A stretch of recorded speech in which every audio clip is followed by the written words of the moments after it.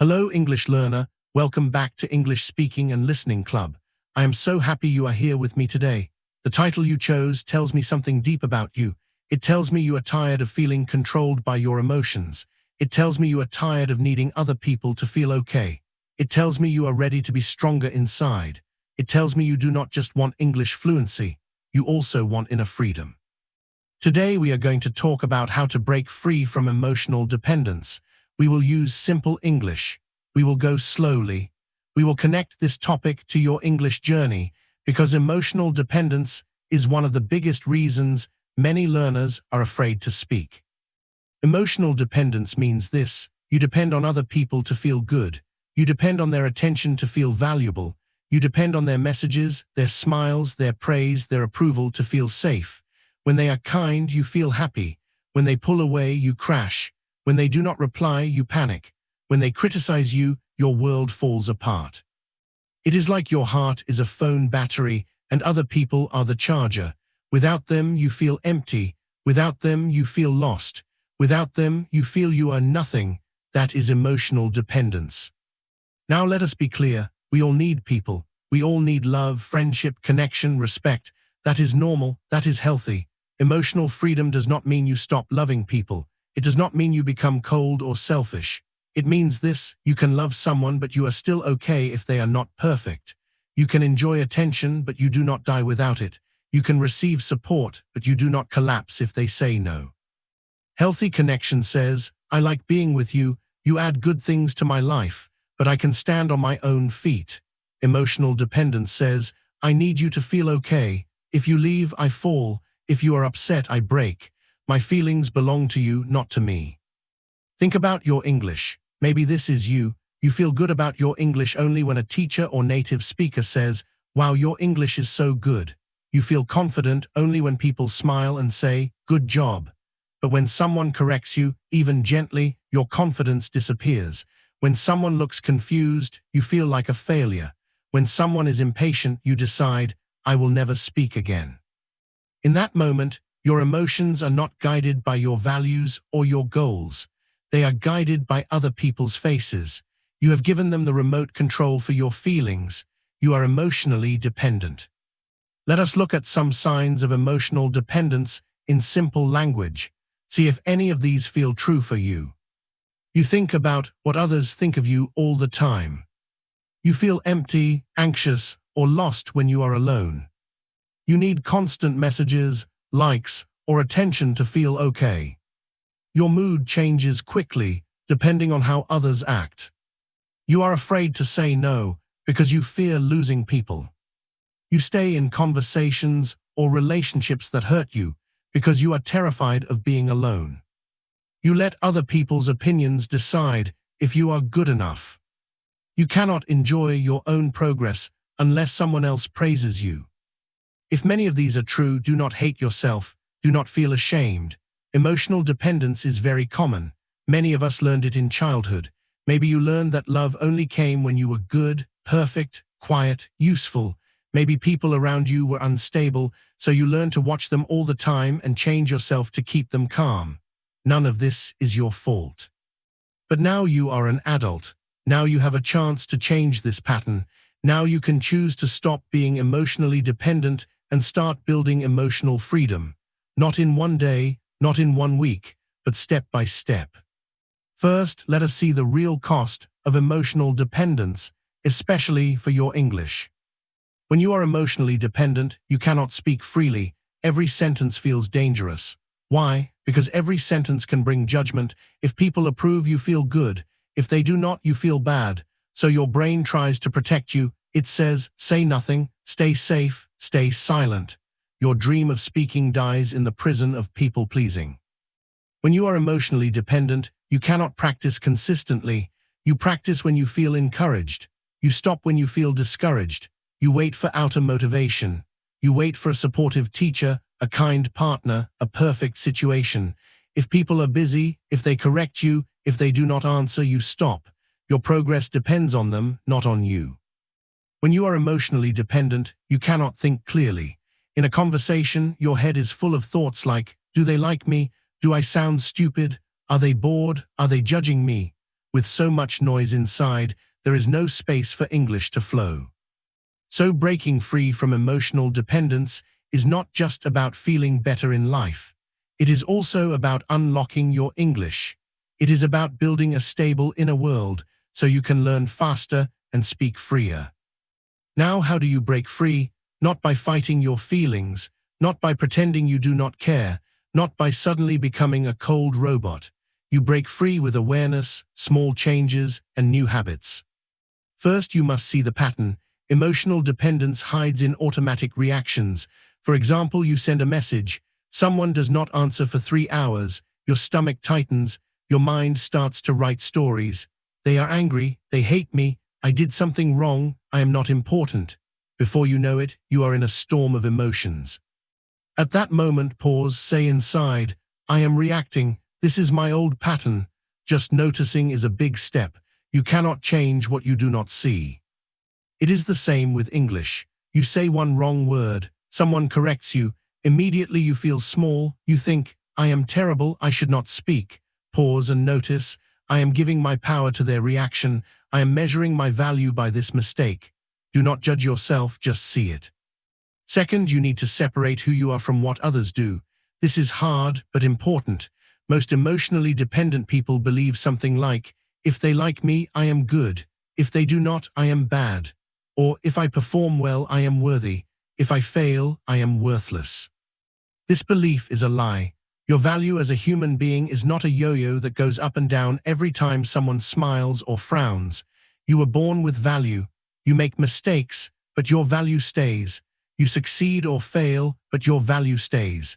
People approve or disapprove, but your value stays. You can say this to yourself in simple words. I am learning. I am not perfect, but I am worthy. Say it when you feel rejected. Say it when you feel embarrassed. Say it when someone criticizes your English. Your heart needs to hear this from you, not just from others. Third, you must learn to give yourself what you keep chasing from others. Emotional dependence is often this, looking outside for what we should give ourselves inside. We want others to tell us we are enough, we are smart, we are lovable, we are improving. That is nice when it happens, but if we depend on it, we are never safe, because other people are human, they are busy, they forget, they change. So start a new habit, self-validation. That is a big word, but the meaning is simple. It means saying to yourself what you wish others would say. After you practice English, instead of thinking, I hope someone noticed, sit down and write one sentence. I am proud of myself for practicing today. After you speak in a meeting, even if you were nervous, say to yourself, I did something brave, I spoke. After you ask someone to repeat, tell yourself, I respected my need to understand. That is strong. At first, this will feel strange. Your brain might say, this is stupid. You are just pretending, but stay with it. You have repeated negative things to yourself for many years that also felt natural only because you did it again and again. Now you are writing a new program. It takes time. Fourth, you need to become your own emotional home. Many emotionally dependent people are afraid of being alone. When they are alone, they feel empty. So they fill every minute with noise, messages, social media, TV, other people's drama. They never sit with their own heart. They never build a relationship with themselves. But if you cannot sit with yourself, how can you be free? How can you speak a foreign language with calmness if you cannot even sit in silence with your thoughts? Start very small. Spend 5 minutes each day without your phone, without other people, just with yourself. You can sit, you can walk, you can look out the window. Notice your feelings, notice your thoughts. You might feel boredom, sadness, anxiety. Do not run, do not reach for a distraction. Say inside, I am here, I can handle this. Breathe. This quiet time is like building a house inside yourself. Brick by brick, day by day, this house becomes your safe place. So when English is hard, when people are rude, when life is messy, you have somewhere inside to stand. You are not just thrown around by other people's moods. Fifth, you must practice small emotional risks. Emotional dependence grows when you always choose the safe option. You say what people want to hear. You choose what they like. You hide your real opinion. You follow, never lead. You never risk losing approval, so you never build courage. To break free, you need to do the opposite, but in small ways. For example, in your native language, say what you really want for dinner instead of "I don't mind, anything is fine" every time. Say no to a small request when you are tired, even if you feel guilty. Express a different opinion calmly, even if someone might disagree. In English, the same. Use a new word even if you might say it wrong. Ask a question in class, even if you worry it is stupid. Tell someone, "I did not understand, can you explain another way?" These are emotional risks. Each time you survive one, your dependence decreases. You learn, "I can be myself and the world does not end." Sixth, and very important for English learners, stop tying your emotions to one person's reaction. Maybe you have one teacher or one native speaker friend or one partner online. You speak with them. If they are warm and smiling, you feel great. If they are tired, short, or busy one day, you feel crushed.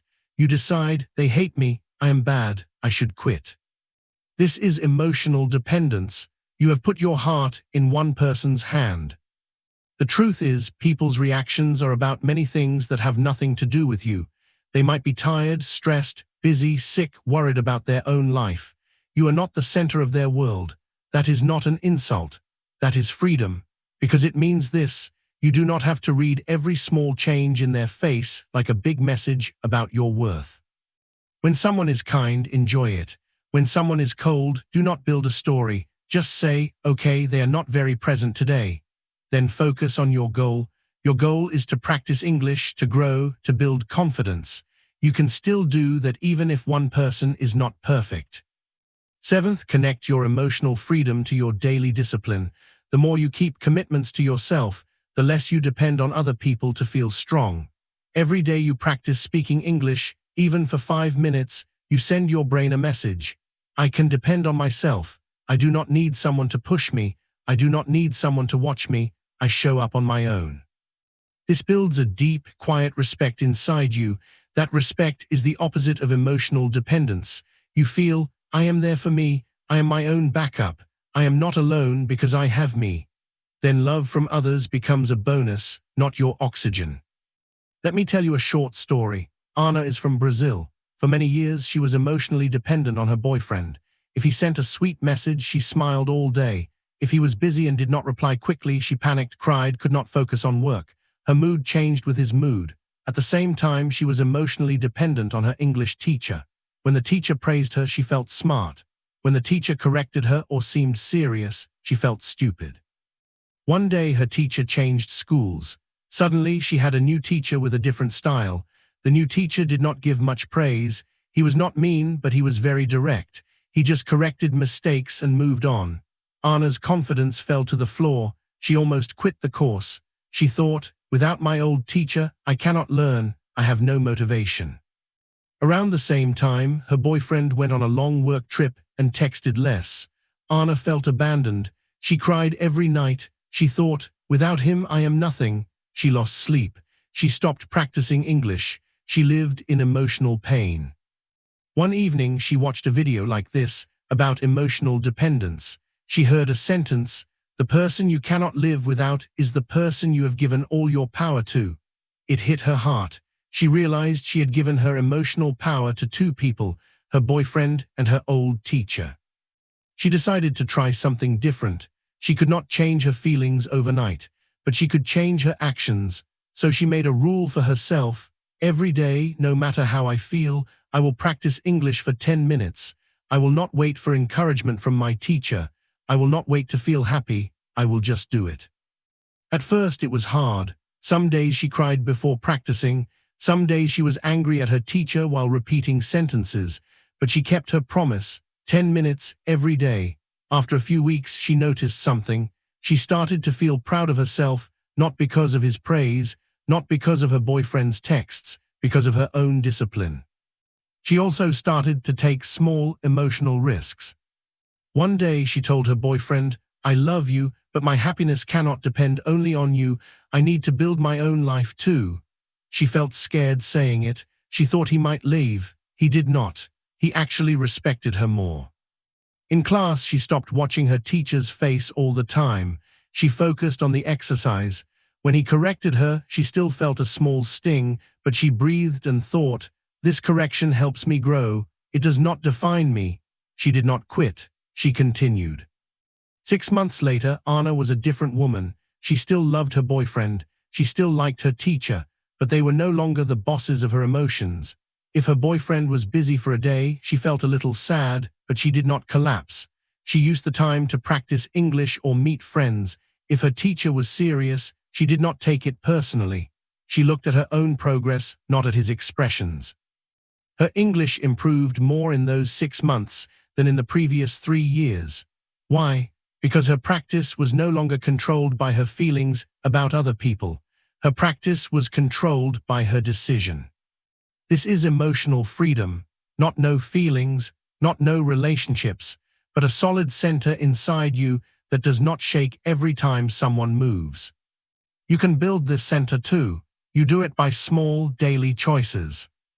When you want to speak English and fear says, "Wait until you feel more confident," you answer, "No, I will speak now even if I feel afraid." That is emotional freedom. When someone does not answer your message and your mind says, "They hate you," you answer, "I do not know what is happening with them. I will not invent stories. I will focus on my life." That is emotional freedom. When you make a mistake in English and shame says, "You are stupid," you answer, "I am learning. Mistakes are part of this. I will keep going." That is emotional freedom. Breaking emotional dependence is a journey. You will not do it perfectly. Some days you will fall back into old patterns. You will care too much. You will react strongly. That is okay. The goal is not perfection. The goal is progress.